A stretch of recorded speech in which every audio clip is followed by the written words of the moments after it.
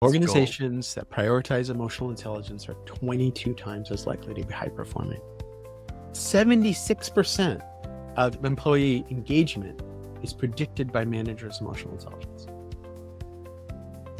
So basically, if you want people to be engaged, if you want people to be motivated, if you want people to innovate, you want people to solve problems, emotional intelligence is a must-have. And Scott, it's become more predictive over the last 5 years.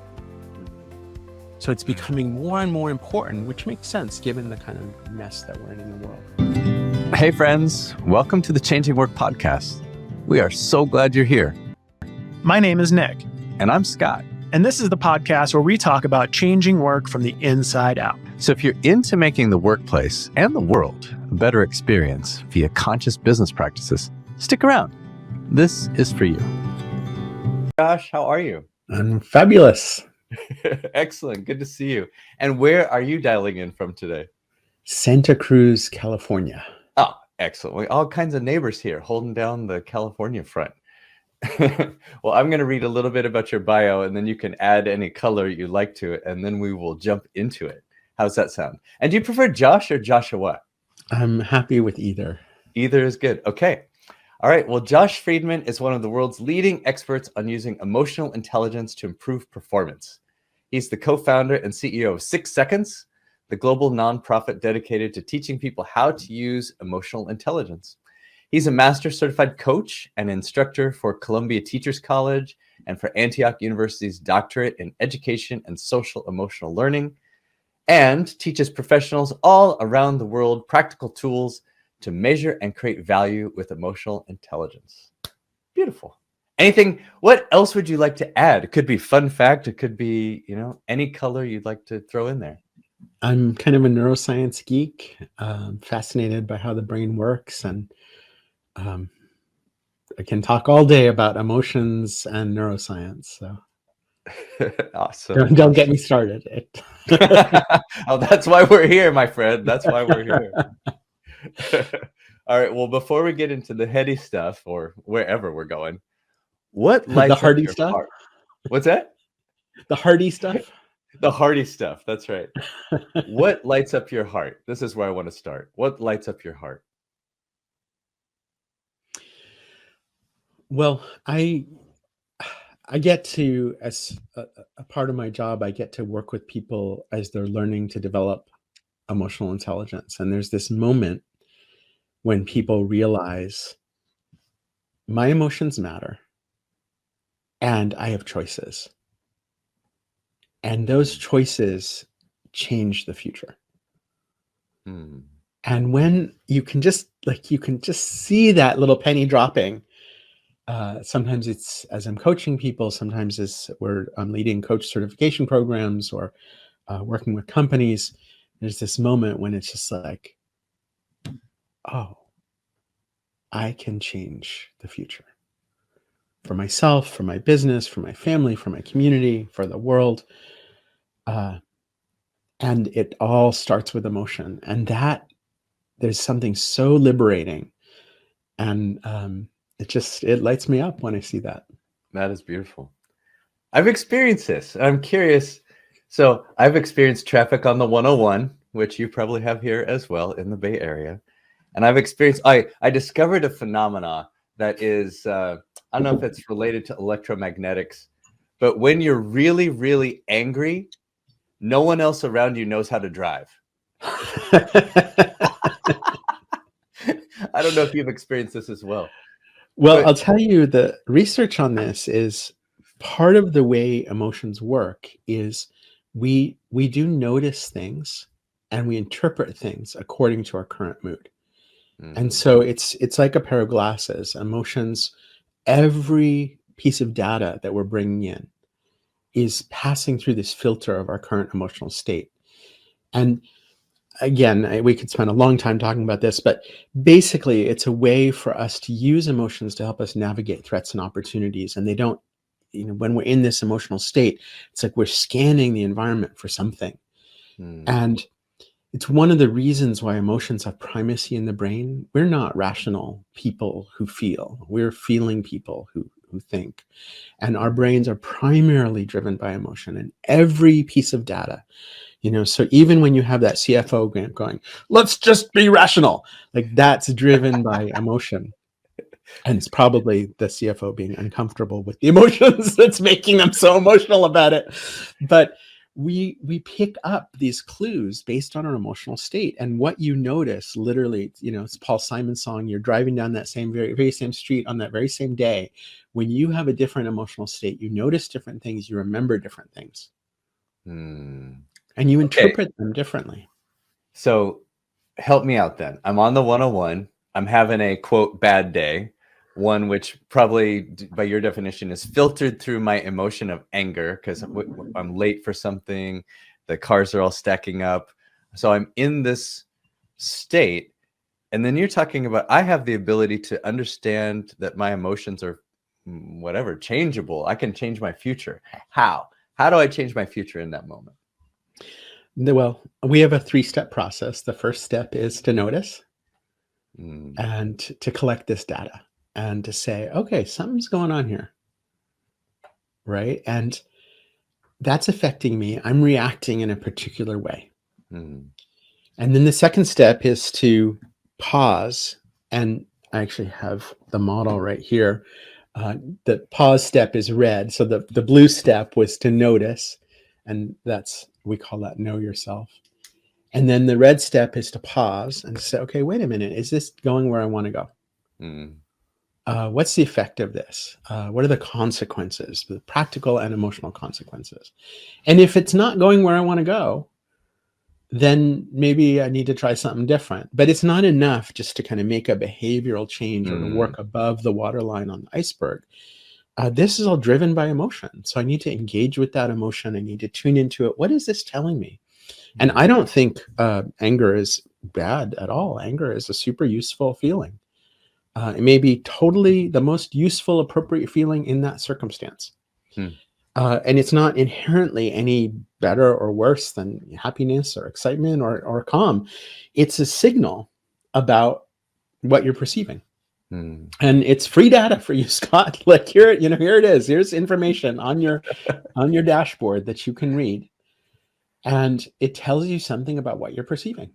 And if you can understand that and get the message, and one of the things that happens as you start naming and understanding, kind of tapping into this feeling, it immediately begins to change.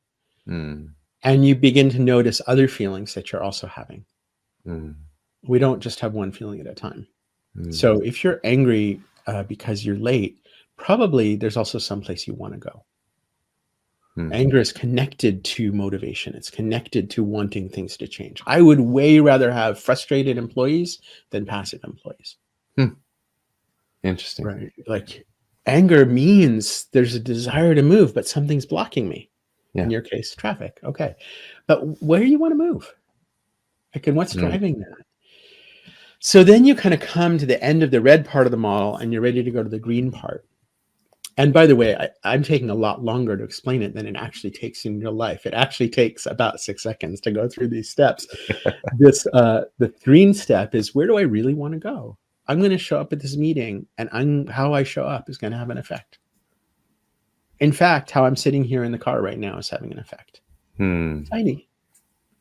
Tiny, you're this much of the world, but when you change yourself, you change that much of the world. What is it you want to be putting out there in the world? How do you want to be showing up? How do you want to be? So notice, pause. What's the third one called? Well, go. I mean, it's the green one. Okay, go. But it's green for go and grow. But it's about connecting with purpose and also connecting with people. All right. So you, I think you connected the dots for me. You said that I know that you're the CEO of 6 Seconds. This is the name of your company. And is this why it's 6 seconds? Because it takes us about 6 seconds to go through this process? Yeah. So 6 Seconds is a nonprofit, and we are the largest organization in the world working on developing emotional intelligence. We were the first international organization in this space. We work in 150 countries and territories. And a lot of our work is about helping people understand what emotions really are, how they work in the brain. We do that in every sector. Emotions are chemicals at a neurobiological level, and these chemicals affect every living cell in the brain and body. They affect how we think. They affect our heart rate. They affect our digestion. They affect the way we, therefore, communicate, the way we understand, the way we interact, the way we lead. These chemicals last in our brains and bodies for about 6 seconds. And after about 6 seconds, the little burst of chemical is broken down, absorbed. And if you're feeling something for longer than that, it means you're recreating it. If you believe, as I do, that there's value in these emotions, it means you have these little 6-second windows of opportunity to tune in, get the data, get the energy, and use it. And use it on purpose instead of reacting on accident. Yeah. I was thinking as you were saying that there's definitely, I'm going to say anger. There's definitely anger or hurt or other emotions I felt for way longer than 6 seconds. Yeah. Sometimes days or months or years. And so you're saying, oh, this is something that I'm continually recreating. I'm reliving the thing that whatever it was that made me angry in the first place. Yeah. Yeah. I mean, you might not be doing it consciously, but you are doing that. Yeah. And we also, emotions are contagious. And the environment that we're in, this idea that, all emotions are kind of our own doing is not really true. We're social animals, and as social animals, we are wired to be affected by one another. And so this is one of the problems we're facing in workplaces, where we're seeing, massive, unprecedented levels of disconnection, isolation, distress. That affects everybody in the environment. And so I did a little informal survey recently of managers. How prepared do you feel to deal with the challenges that you are facing today in your workplace? Only 8% said 4 or 5 out of 5. So like what we're dealing with, and I mean, I'm a master coach, and I still feel like I don't have the tools that I need as a leader. What's coming across my desk, when somebody is feeling overwhelmed, facing complexity, feeling burned out, feeling distressed, I'm at the edges of my capacity to support them. And I'm not a therapist. It's not my job to fix anybody or to diagnose anybody. It's my job to support people. But that what they need support with is a lot harder than it was a few years ago. And kind of looking at, we published this amazing research report, The State of the Heart, and the new one is about to come out. And we're seeing 2024 data. It's worse and worse and worse and worse. The level of dysregulation that we're seeing primarily in our workplaces around the world, it's getting harder. So what are the things, I mean, it makes sense. I hear it, that it's worse. What are not the factors. What are the things that let us know it's worse? Like, what's the data say? Well, I mentioned loneliness and disconnection, is one indicator. In the workplace, a lot of organizations measure engagement. Engagement is stubbornly low. Absenteeism, turnover,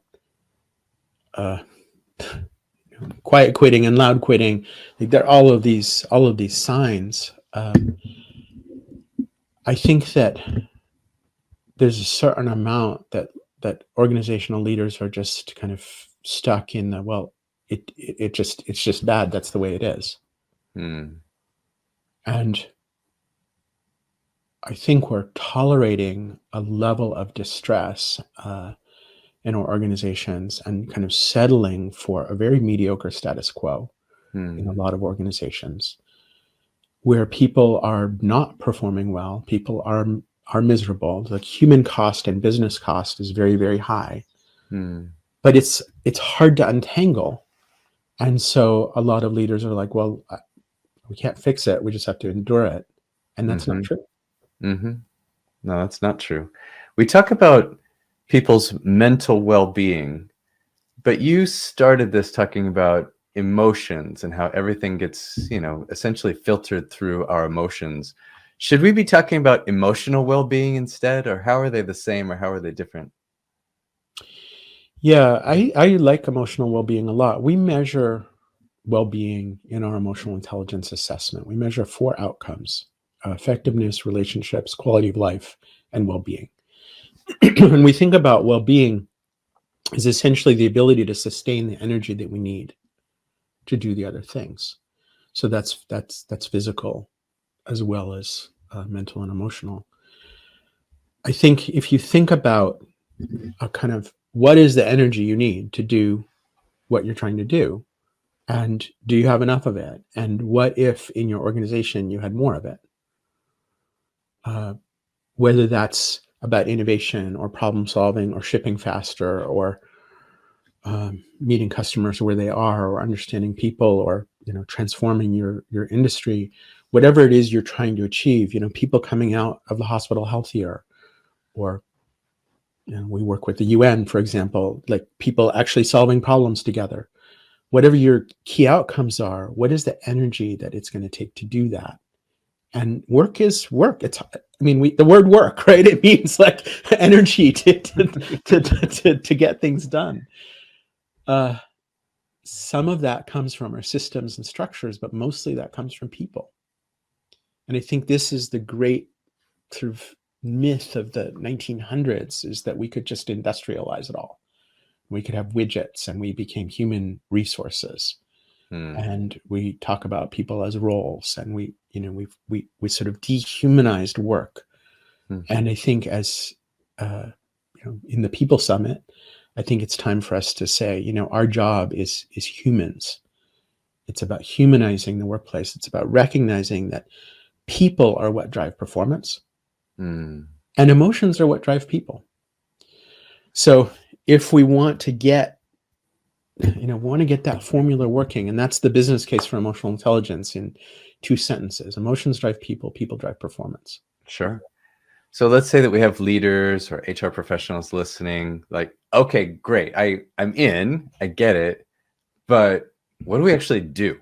How do we That's my help our favorite leaders? question, Scott. I love it when, entrepreneurs, C-level leaders ask me that and say, okay, we really see that, culture eats strategy for breakfast.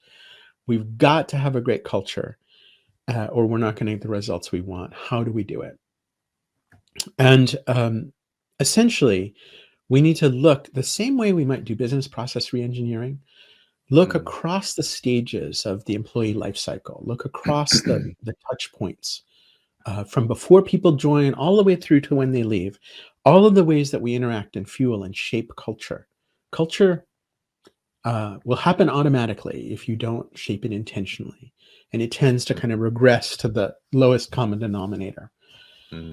Instead, we can say, all right, first of all, what is the business case for us? And are we truly aligned? Do we, at the board level, at the C level, do we really believe that that we as leaders are shaping the culture and conditions in which people work? As a CEO, are you the chief emotions officer, or are you the chief book balancing officer? Can we make that business case for ourselves, and is it clear, and are we bought in? Once yes, the rest is actually quite easy. Most business leaders are great at optimizing. They really understand how to, like, okay, we're going to measure this and we're going to optimize against that constraint. So we can measure this and we can optimize against that constraint. We can measure it at an individual skill level, and we can measure it at a team and organizational level. And we can see, okay, how are we building trust? And what are the skills that we need to develop as leaders? And then we start doing that, again, across the employee life cycle. How are we onboarding people? How are we hiring? How are we attracting people? How are we onboarding them? How are we developing them? How are we promoting them? How are we shaping culture in a day-to-day basis? And I think that this piece of it, of saying it's not a training does little, but culture shaping does lots. And really thinking less about, oh, we're going to build this skill and learn this thing, and we got this long laundry list of topics we're going to train. No, let's really look at in the day-to-day and in the real world. It's one reason coaching is so powerful, and why every leader needs coaching skills.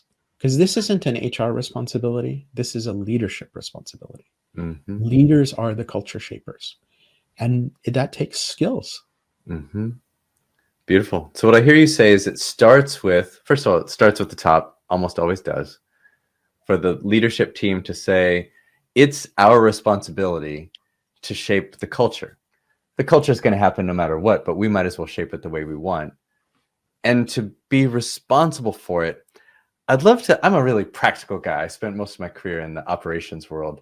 So what are like a few things I can do as a leader to shape it in that positive way? Yeah. So again, I think practicing the skills yourself is going to be really important. I used to be afraid of emotions, and I would be in a meeting and somebody would be, right? And they're sending a very clear emotional message, and I would avoid the heck out of it. Yeah. And I had this, false belief that if I kind of noticed it and named it, that it would kind of open Pandora's box.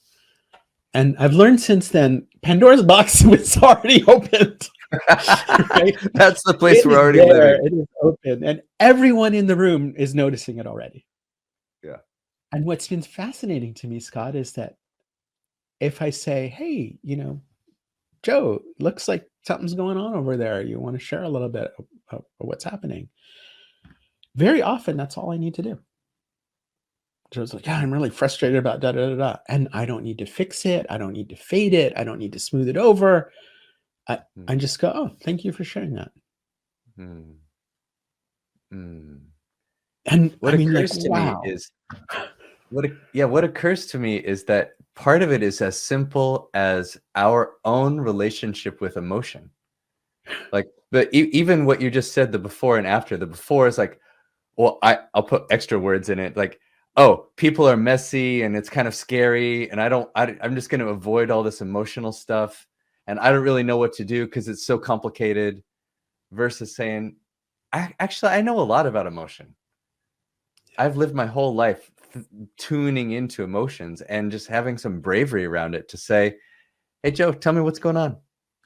Yeah, it's huge. I've also found, I come from a very quantitative family culture. My parents were both statisticians, and so my approach to emotions has been a really logical approach. And learning, as I said, learning about the neuroscience, learning what emotions actually are and what they mean and how they work, learning how the brain works. It's given me a lot of comfort to say, oh, okay, I can do this. So one of the first skills that we encourage people to develop is emotional literacy. Just expanding your emotional vocabulary. Do you know the difference between, frustration and anger, disappointment and sorrow? Like, what is disappointment? And if Joe says, I'm feeling kind of disappointed, like, do you know what that actually means? By the way, what it means is I'm a little frustrated and a little sad. Okay. And every basic I'm emotion. super curious about this. What? This is good, right? So I probably have caveman language to describe my emotions. Mad, happy. so it sounds like you have, more colors of the rainbow of all these emotions. How exactly do you teach that? Practicing with people who are more comfortable and who've learned those feelings, studying. We have a really cool free online tool, which is an interactive emotion wheel. It uses the Plutchik model of emotional intelligence, which is, speaking of rainbows, is the model is actually this ice cream cone, and it's kind of unfolded into this flower. But it's got an interesting logic to it. And so we built a little free interactive tool. And if you go to sucsec.org/wheel, you can find it.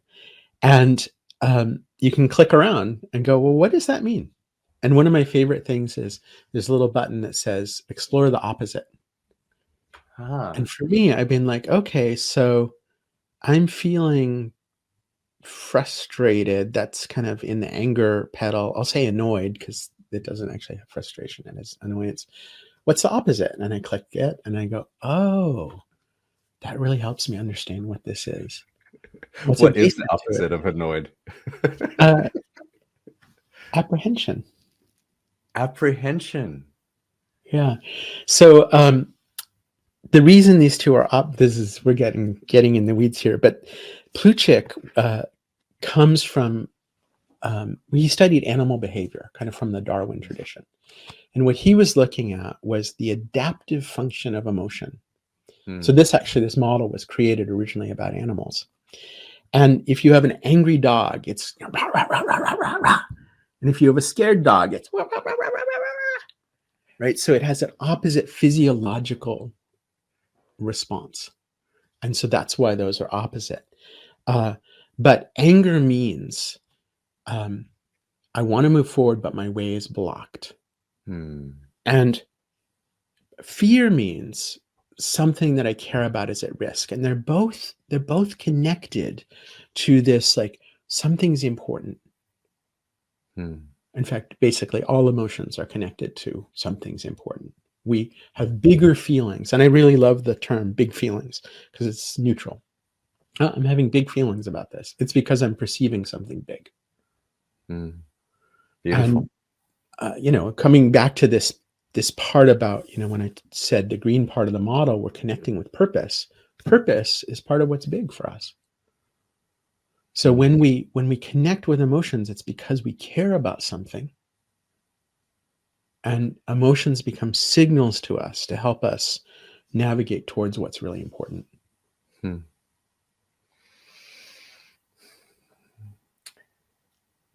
I love this. We definitely could talk all day about this stuff. One of the things I know that you're trying to do at 6 seconds, you have a vision of 1 billion people practicing emotional intelligence. Yeah. First of all, what does that even mean to practice it? Well, we went through it, right? It's this little 3-step process. Okay. I'm noticing, So like that. I'm turning off the autopilot, and I'm going to respond intentionally, and I'm stepping forward on purpose. That's practicing. Beautiful. Okay. And in this world, what are the stakes, right? I think it's probably obvious, but what are the stakes if 1 billion or 8 billion people practice this? Well, first, I just want to put it in a business context. Emotional intelligence is twice as predictive of IQ for performance. Organizations that prioritize emotional intelligence are 22 times more likely to be high performing. Whoa. Say that again. That's Organizations that prioritize emotional intelligence are 22 times as likely to be high performing. And that is gold. 76% of employee motivation, employee engagement is predicted by managers' emotional intelligence. So basically, if you want people to be engaged, if you want people to be motivated, if you want people to innovate, you want people to solve problems, emotional intelligence is a must-have. And Scott, it's become more predictive over the last 5 years. So it's becoming more and more important, which makes sense given the kind of mess that we're in the world. So that's the business case. The human case is broader. We know that we are facing a meta crisis, as some researchers calling it, this constellation of social, environmental, business, geopolitical factors coming together in this moment. We have a level of polarization that we haven't seen in the world in a very long time, all over the world. We're seeing, the hottest temperatures on record for 5 years, breaking the world record for 5 years in a row. We have young people who are at a level of despair that's truly alarming. And we know that there are skills that are measurable, learnable, scientifically grounded skills that make a difference in all of these things.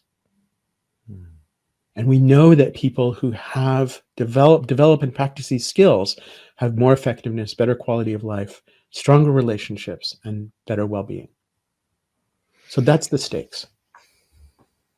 That's hard to ignore. So in this world where, at least from this research and from experience, it's really obvious that this is powerful and that it works, why don't we do this as a people? I would say we are. I actually asked that question. One of our research studies is called the Workplace Vitality Study, and we actually asked that question: why in your organization do and don't you prioritize emotional intelligence? Mm-hmm. Often the answer is we don't know how, Mm-hmm. but the biggest answer is we have a culture that's toxic. Hmm. And I think that I just did a post on this that kind of blew up on LinkedIn, which was what does a boss do? Hmm. And I think we have a particular view of power. We have a particular view of strong, Hmm. which is rooted in some very old norms.